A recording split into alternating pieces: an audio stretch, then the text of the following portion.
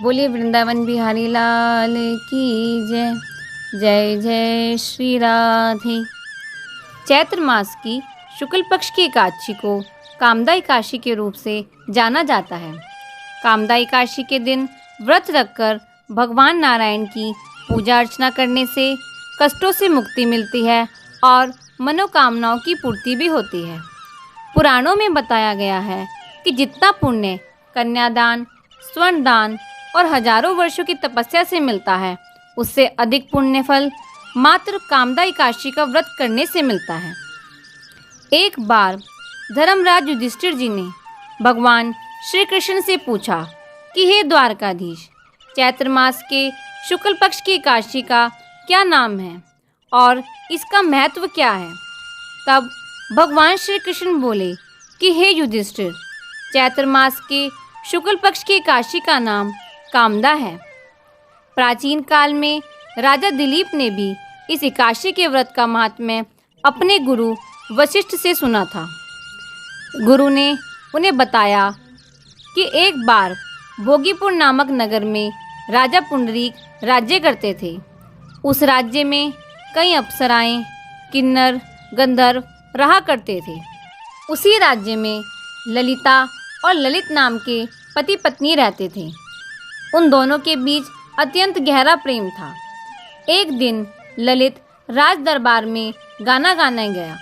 तभी उसको अपनी पत्नी ललिता की याद आ गई, जिससे सुर के लय और ताल बिगड़ने लगे। उसकी यह गलती राजा ने पकड़ ली। ललित ने राजा को पूरी बात बता दी, जिससे राजा क्रोधित हो गए और ललित को राक्षस बनने का श्राप दे दिया।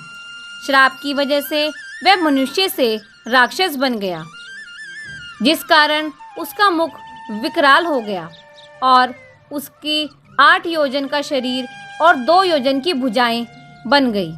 सूर्य के समान उसके नेत्र चमकने लगे। मंदराचल पर्वत की कंदरा के समान उसका पेट हो गया। भोजन मिलना भी अब मुश्किल हो गया। वह भूख से दुखी होने लगा।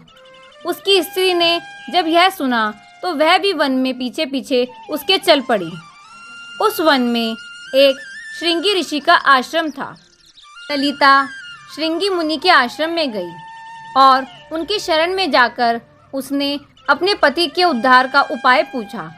तब श्रृंगी ऋषि ने बताया कि कामदा एकादशी का व्रत वह विधि सहित करके उसका फल अपने पति को अर्पण कर दे तो निश्चय ही वह स्वर्ग को प्राप्त करेगा।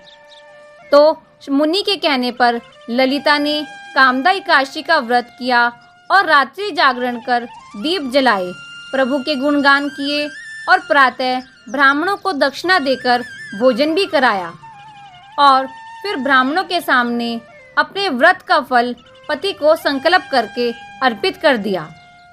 कामदा एकादशी के व्रत के प्रभाव से ललित राक्षस योनि से छूट गया और ललित और ललिता दोनों ही स्वर्गलोक को चले गए। इस व्रत के विषय में ये भी कहा जाता है कि इस व्रत को रखने से उपासक ब्रह्म हत्या जैसे पाप से भी मुक्ति पा लेता है। ओम नमो भगवते वासुदेवाय। ओम नमो भगवते वासुदेवाय। ओम नमो भगवते वासुदेवाय। ओम नमो भगवते वासुदेवाय।